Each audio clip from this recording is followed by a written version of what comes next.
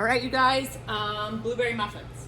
So I have all my mise en place together. That's what I want you guys to do. Have everything ready to go, and then start your recipe. I have my oven set at 325. At home, I would probably set yours to 350. Mine's a convection oven, so it runs hotter. Everything else is set up, ready to go. I have my muffin tins and my muffin liners. Believe it or not, these are the only muffin liners I have in the school. I'm not really that fancy, but that's all I have. Muffin liners make it easier to clean up, so that's nice. You'll still need to clean to wipe out your muffin tins, but it makes it so they don't stick to the side, and you don't have to grease the side, and they're more transportable, I guess you could say. So I'm doing it in just by hand because I figured a lot of you might be doing it by hand.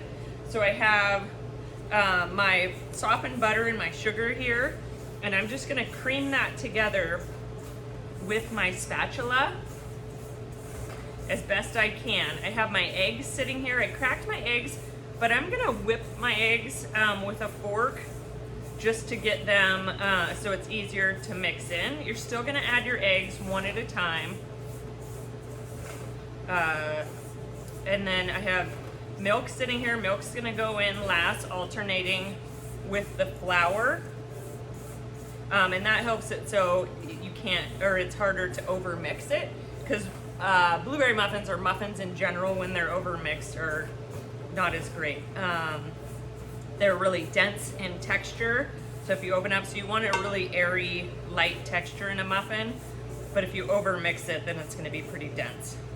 So I'm just gonna mix this until I can't see, or cream it by hand until I can't see any streaks of sugar or big chunks of butter. You want to soften your butter. I just softened my butter in the microwave for 30 seconds. Make sure you don't want it melted. You just want it softened. If a little bit of it melts, it's not the end of the world, but don't let the whole thing melt. I'm doing a big batch of them, or a double batch of them. You guys will just be doing half of this. So get all my butter off the spatula so everything can play well together in the bowl. So all that butter, all that fat is going to provide moisture, right, to your muffins. It's going to make them softer. So we want to make sure we get all that off of there. Sugar's going to do the same thing, also provide flavor. So I'm going to take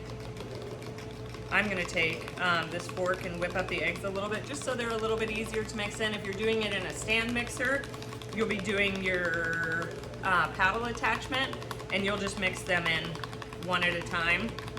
But if you're doing it by hand, whipping them up a little bit ahead of time is going to help you.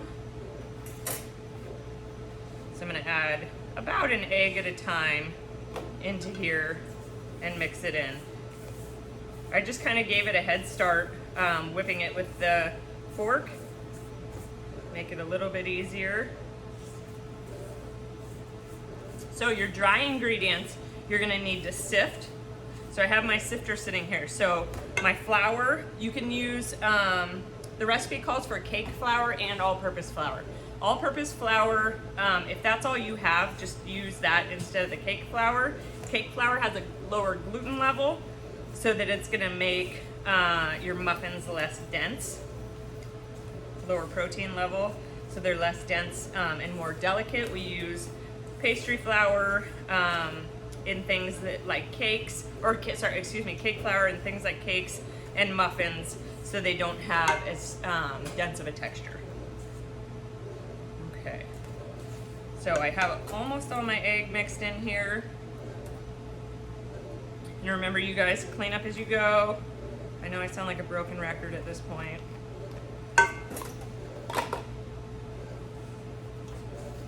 Okay, so once your egg is mixed in there, you're good to go. Make sure you're scraping down the sides, getting everything mixed in really well. You can do this with a little hand mixer too. If you have one of those little like mixers, those are really helpful if you don't have a stand mixer and you don't want to do this by hand. So, okay, so it'll look like that. Remember to crack your eggs in a separate container so you don't get any shell in there, and then whip it up, and then that just takes a minute. It seemed like it was kind of annoying, but it's not. Okay, so I don't have, again, any vanilla in the school, so I'm going to use a mixture.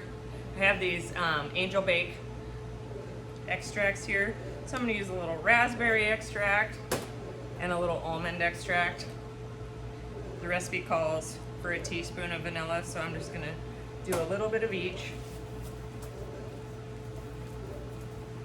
Mix that in. That'll also help lighten it up a bit, make it easier to mix in. Woo, that almond extract's strong.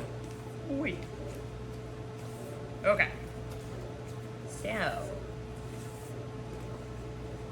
once that is mixed well, then I'm gonna sift my dry ingredients. So I have the all-purpose and the cake flour again. It's 1 cup of each. If you only have all-purpose flour at home, just use 2 cups of all-purpose flour. Just substitute the cake flour with all-purpose. So I'm gonna push it through the sifter. The cake flour, if you use it, you definitely need to sift it because it clumps up a lot easier. And that'll transfer into your batter, which we don't want.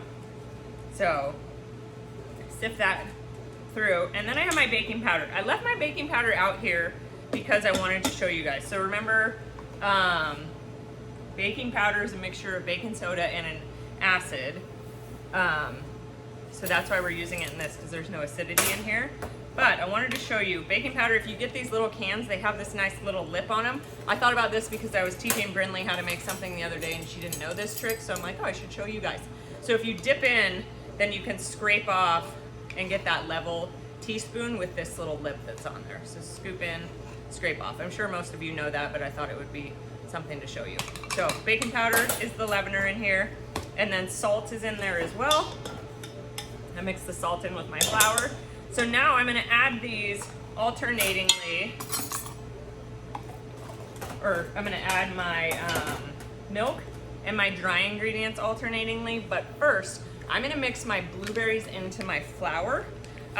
If you coat your blueberries in flour, they're less likely to sink to the bottom of your muffins. So I just got frozen blueberries. You can do fresh or frozen. And then I'm just gonna mix those in just like that. I keep them frozen, so either keep them frozen or use fresh. Otherwise they start to bleed and they become more of a pain than anything. So keep them frozen until you use them. So then now I'm gonna add about 1/3 of my dry ingredients to the butter mixture. I'm gonna start to mix it, and then I'm gonna add about 1/2 of my milk. And then I like to do, once it's about 3/4 of the way mixed and you can just see some streaks of flour, then I'll add another 1/3 of my flour blueberry mixture.